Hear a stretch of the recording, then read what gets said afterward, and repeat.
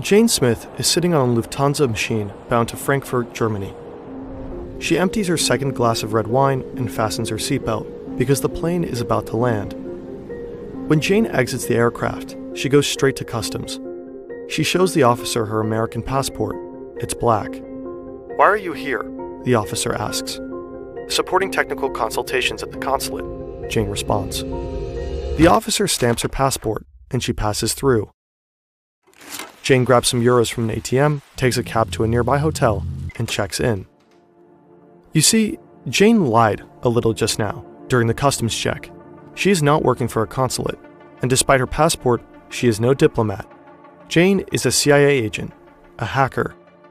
She is visiting a covert base of her agency, secretly set up within the American consulate in Frankfurt. But this base, in the heart of Europe, is just one of a giant network spanning all across the globe. What are their functions, and how do these bases operate on foreign territory? CIA's global hacking program. Spy stations, Methoden der CIA. What are the Americans doing here?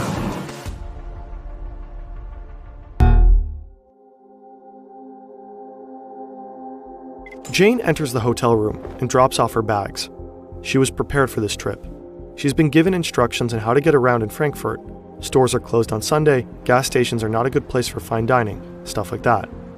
We all know this thanks to the extensive leaks called Vault 7 from a few years back. Generally, this video largely relies on leaked information and statements of retired agents. It was a 9-hour flight from Washington, D.C. to Frankfurt.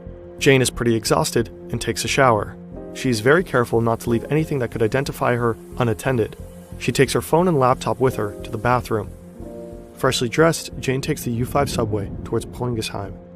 She gets off at Gießener Straße, just a few hundred meters north from the consulate. Frankfurt hosts the largest U.S. consulate in the world. Officially, it is serving American residents in the region, but in truth, it is doing much more than that. At the main gate, Jane shows her black passport and is handed a yellow visitor's badge. She follows the signs to the employee entrance alongside the consulate building on the left. Jane holds up her yellow badge at the door and is buzzed into the building by a guard. Inside the building, Jane walks through a number of corridors and through a large heavy door to Post 1. A U.S. Marine is waiting behind a glass window. Jane gives her the yellow badge, and she gets a blue one instead. Jane can finally enter her new office and get to work. She calls her person of contact and gets to know the other agents at the station. In 2013, news broke that the U.S. spied on then-German Chancellor Angela Merkel's private phone for over 10 years. The NSA may have been spying on Chancellor Angela Merkel. A spokesman for the German leader described the idea as totally unacceptable. The operation was run by the so-called Special Collection Service, a spy unit of the NSA and CIA. Officially, it does not exist. Unofficially, it is running spy operations from almost 100 U.S. embassies all across the world, including Frankfurt. But Jane works for another unit here. She works for the European branch of the Center for Cyber Intelligence, the CIA's hacking division. Jane and others are developing cyber weapons. There are over 1,000 hacking systems and several hundred million lines of code in the CIA's arsenal. Some of these hacking tools are extremely powerful. The CIA could turn devices from Apple, Google, Samsung, and many others into secret microphones. There are tools that bypass encryption from messengers like WhatsApp, Signal, or Telegram, allowing the agency to collect text and voice messages. But there are also attack systems like fine dining, which only work from up close. This is where Frankfurt's strategic location comes into play. The Schengen Agreement allows Jane to travel from Frankfurt to almost any European country without border control. If Jane wanted to penetrate high-security targets that are not connected to the internet, she could simply take a train, stick a USB drive loaded with malware into a target PC, and be back in Frankfurt by supper. Jane is a very talented hacker. If one day she decided to leave the CIA, she could have a very promising career as a cybersecurity expert. All she'd have to do is build a portfolio and launch her own website. Unfortunately, Jane is not very creative when it comes to designing. Jane is working at the base for a time now when she gets a phone call. Her superiors need her expertise at another location. She says goodbye to her colleagues, checks out of her hotel room, and buys a single malt whiskey with her remaining euros in the duty-free shop at the airport. Jane's next destination is Australia.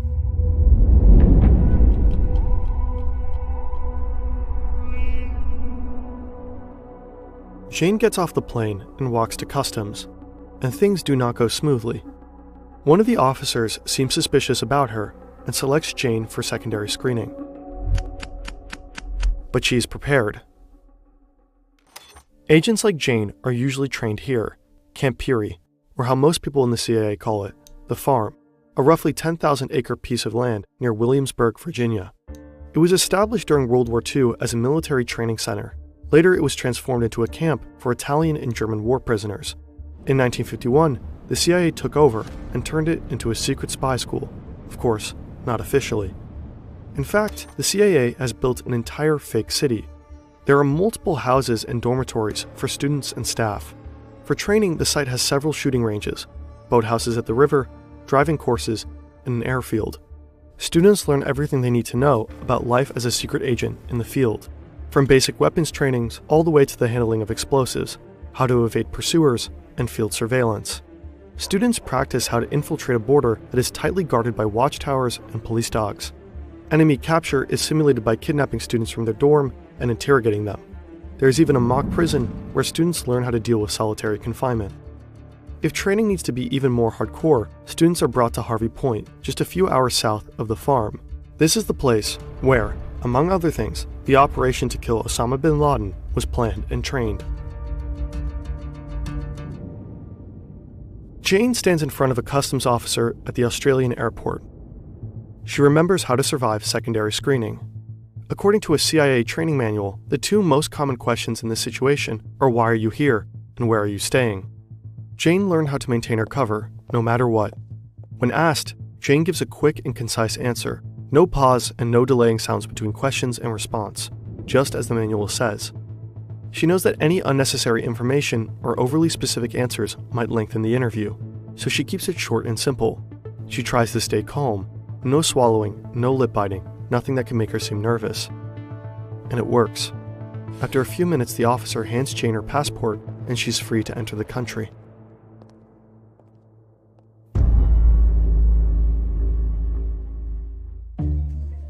Jane is sitting with her colleagues in a casino in Alice Springs, a small town right in the heart of the Australian outback. There are a lot of Americans all around her, which is not unusual. Most of them work at Pine Gap, a nearby military base run by the Australian and US government. Jane and others are playing a weird American dice game called Craps when a group of Australian YouTubers join them. Together they drink, they laugh, and maybe talk a bit too much about their work. What's it like living here?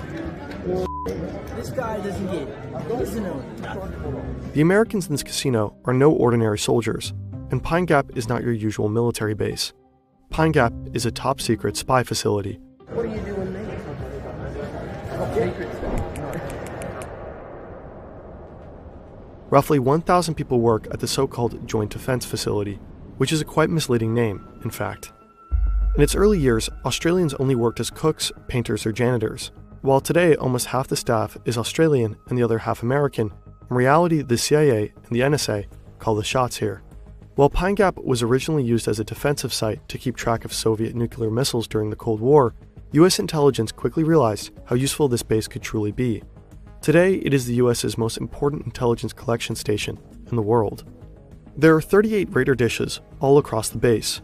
Many of them are enclosed in random, huge golf ball-like structures. They are built to hide and protect the antennas inside them. Most of these antennas communicate with US spy satellites, like Orion 3, 5, 7, and 9. These spy satellites are geosynchronous. They move in orbit with exactly the same speed as the Earth's rotation.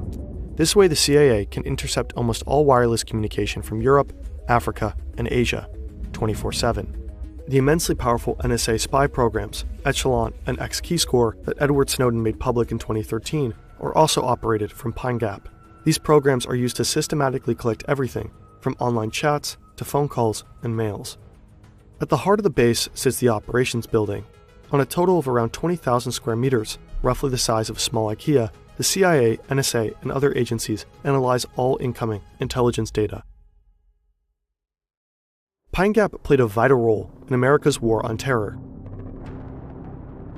It provided real-time data for soldiers on the battlefield in Iraq and Afghanistan, and it was used to locate targets for US drone strikes, during which hundreds of civilians were killed. A very recent report indicates that Pine Gap intelligence may have assisted Israeli forces to attack targets in Gaza. For that reason, a group of protesters tried to block the entrance to Pine Gap at the end of last year. Pine Gap has been criticized by many different groups before. Some people have even managed to enter the facility. More recently, these Australian YouTubers, for example. Be sure to check out their video. It inspired us to make this video in the first place. So be more hyped? Did you hear that? It sounded like bombs going off. No. Jane has seen places few people in the world have ever been to. Covert hacking bases in the heart of Europe, training facilities in the US, and spy stations in Australia. She knows many of the CIA's secrets, like the fact that in 2000, an American soldier from Pine Gap reportedly started a secret swingers club in Alice Spring, which held wild sex parties. But there are places that not even Jane will ever have access to.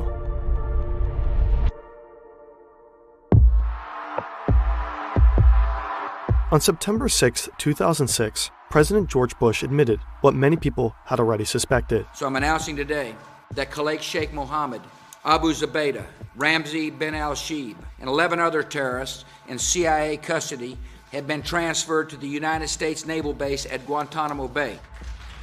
In this speech, Bush acknowledged that the CIA was running a network of secret prisons all across the world, so-called black sites. The most well-known CIA prison is Guantanamo Bay in Cuba. The prison was built for international terrorist suspects. Just 4 months after the attacks on 9/11, the first 20 people arrived. But Guantanamo is no regular prison. In most cases, there are no official charges, no trials, and no formal convictions. A total of 800 people were brought here. Some have been exposed to enhanced interrogation techniques, most commonly known as torture. Often, the CIA did not have clear evidence on their inmates. The exact number and locations of black sites are still unknown. Some were run by foreign secret services. At least 10 of these prisons were built and operated by the CIA. Over 50 governments participated in some way. If the CIA suspected someone of being a terrorist, they sometimes became part of the agency's extraordinary rendition program, or simply kidnapping. The suspect was illegally shackled, blindfolded, and transported via plane to one of the CIA's black sites. Some of these prisons were allegedly planned from the CIA base in Frankfurt, while the farm was allegedly involved in rendition flights. One of the most important prisons of the CIA was here, on a Polish military base near the small village of Stare Gikute. Inside this 2-story villa, the CIA built one of its very first prisons after 9/11, codename Quartz. The CIA tortured multiple suspects here. As compensation for using the place, the CIA paid at least $15 million and outfitted the base with $300,000 worth of security cameras. After many years of denial, in 2014, the Polish government finally admitted that it hosted the secret CIA prison. Since then, the European Court of Human Rights has found multiple European countries responsible for letting the CIA violate several human rights in prisons on their territory. In 2009, President Obama ordered for all black sites to be closed. But to this day, Guantanamo Bay still holds roughly 30 inmates.